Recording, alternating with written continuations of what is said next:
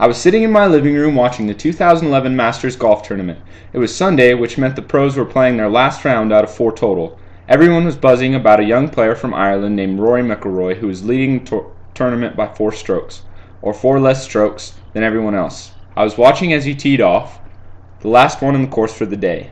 The then 21-year-old looked good for the front 9 holes, holding his lead, but then came his drive on the 10th hole. He pulled a shot left, hit a tree, and missed the fairway terribly. He went on to triple bogey that hole, bogey the 11th, and double bogey the 12th. He finished with 80 for the round. Rory was 4 shots in the lead and finished tied for 15th. This round of golf is a great example of the ease with which even a professional can succumb to the difficulties of the sport of golf. I believe that golf is the hardest sport at the professional level. Not only do you contest several other professionals, but you have to master your own mental obstacles and combat the factors inherent to the game itself, like the weather and the shape of the course. In Rory's case, he simply had a mental meltdown in the middle of his round that cost his victory at one of the biggest competitions of golf. He had the mechanics and technique to excel, obviously, but he could not yet handle the pressure of the competition. Professionals, more than any other sport in golf, deal with the fact that with one swing, taking only a second of precise movement could be your undoing. With almost every other major sport, you have moments to react and correct.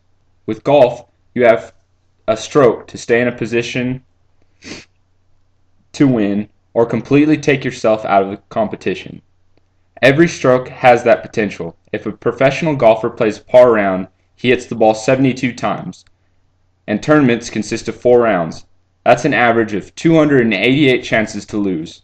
To reduce the randomness of an unskilled golf swing, professionals are constantly practicing their swing and playing rounds. Rory turned professional in 2007. He'd been playing since he was a kid, and in 2011, 4 years pro, he was still susceptible to such a meltdown.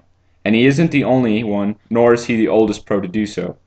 According to Dr. Gizuchu Terune from the Department of Political Science at the University of Central Arkansas, who did a study analyzing 239 major tournaments between 2003 and 2007, the average age of a tournament winner is 35.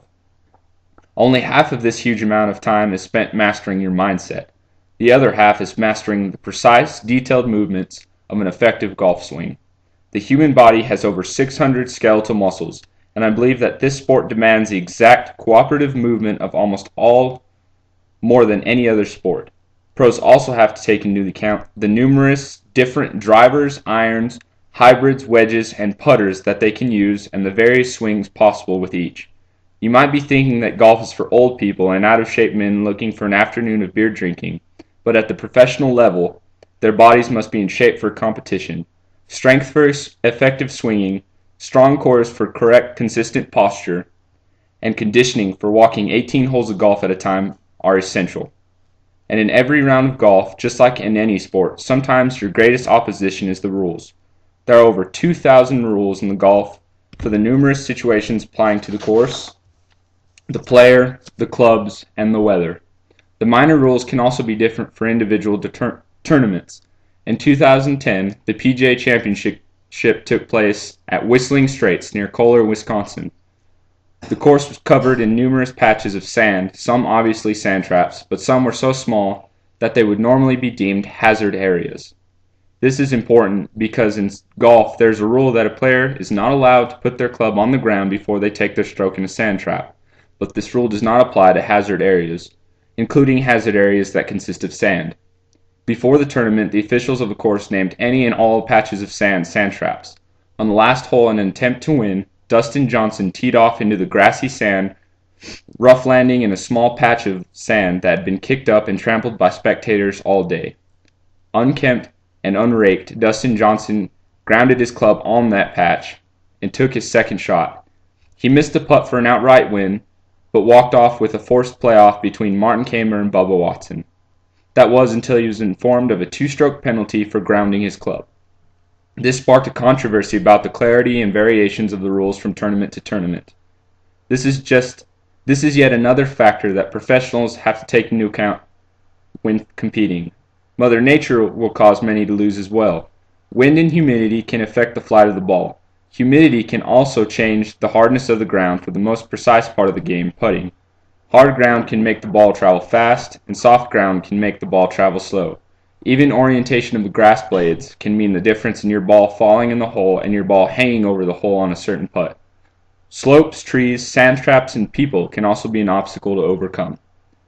So with all of these things working against a professional golfer, it is a wonder that they are successful, and only a few special cases like Jack Nicklaus and Tiger Woods have had success on a consistent basis. The current mark for greatness in golf is 18. 18 major tournament wins. That is the record held by Nicklaus. The closest to this freak incident of success is Tiger Woods at 14, and Woods has a video game. The professional golfer has to account for mental and physical obstacles that the quantity of which I believe far exceed those of any other sport, and that is why I believe golf is the hardest sport to compete in at the professional level.